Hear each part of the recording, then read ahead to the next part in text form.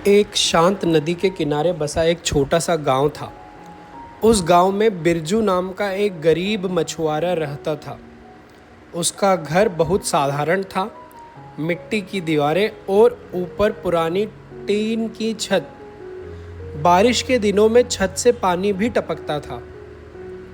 बिरजू के परिवार में उसकी पत्नी, बूढ़ी माँ और 2 बच्चे थे। घर की पूरी जिम्मेदारी उसी के कंधों पर थी। वह पढ़ा लिखा नहीं था, लेकिन मेहनती बहुत था। हर रोज सुबह सूरज निकलने से पहले ही बिरजू उठ जाता। नदी के किनारे हल्की ठंडी हवा चलती रहती और आसमान में हल्की लालिमा फैलने लगती। उसी समय बिरजू अपनी छोटी सी लकड़ी की नाव लेकर नदी में उतर जाता। उसके पास एक पुराना सा जाल था, जिसे उसने कई बार खुद ही सिलकर ठीक किया था। वह नदी के बीच जाकर जाल फेंकता और फिर उम्मीद के साथ इंतज़ार करता, लेकिन अक्सर किस्मत उसका साथ नहीं देती थी। कभी जाल खाली निकलता, कभी 2-3 छोटी मछलियाँ ही मिलती। दिन भर की मेहनत के बाद जब वह बाज़ार जाता तो उतने पैसे भी नहीं मिलते कि घर का खर्च ठीक से चल सके। एक दिन शाम को वह थका हुआ घर लौटा।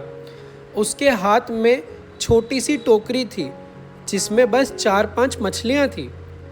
उसकी पत्नी ने चिंता से पूछा, आज भी बस इतनी ही मछलियाँ मिली?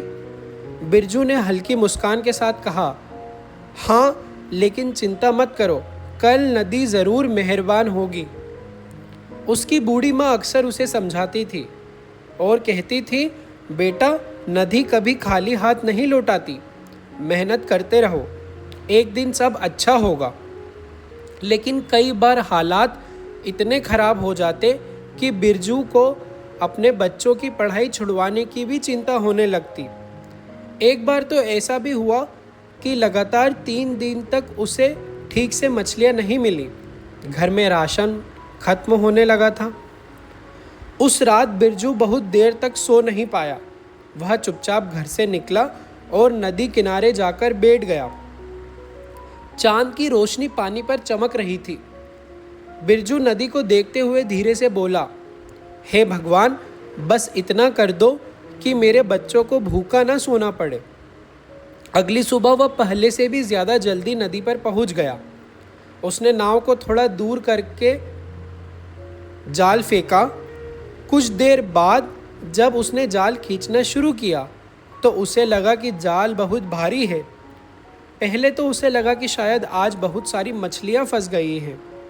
वह खुशी से जल्दी जल्दी जाल खींचने लगा, लेकिन जब जाल ऊपर आया तो उसने देखा कि उसमें मछलियों की जगह एक लोहे का पुराना संदूक फंसा हुआ है।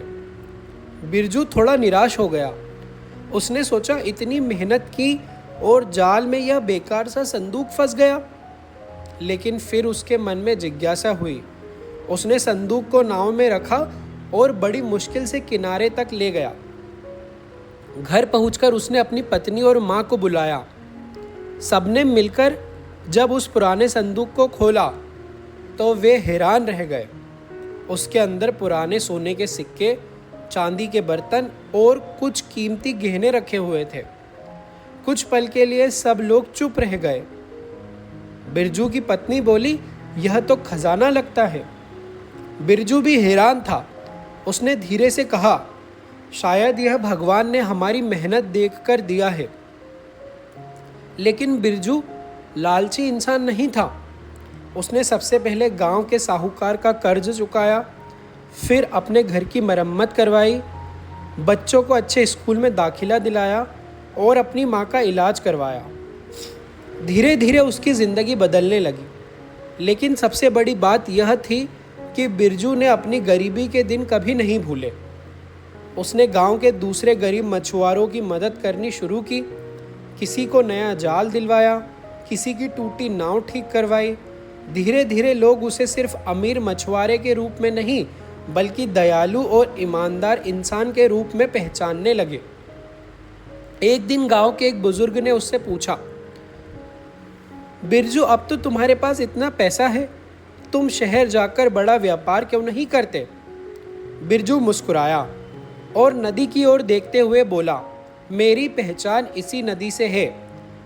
इसी नदी ने मुझे भूखे दिन भी दिखाए और खुशियाँ भी दी। समय बीतता गया।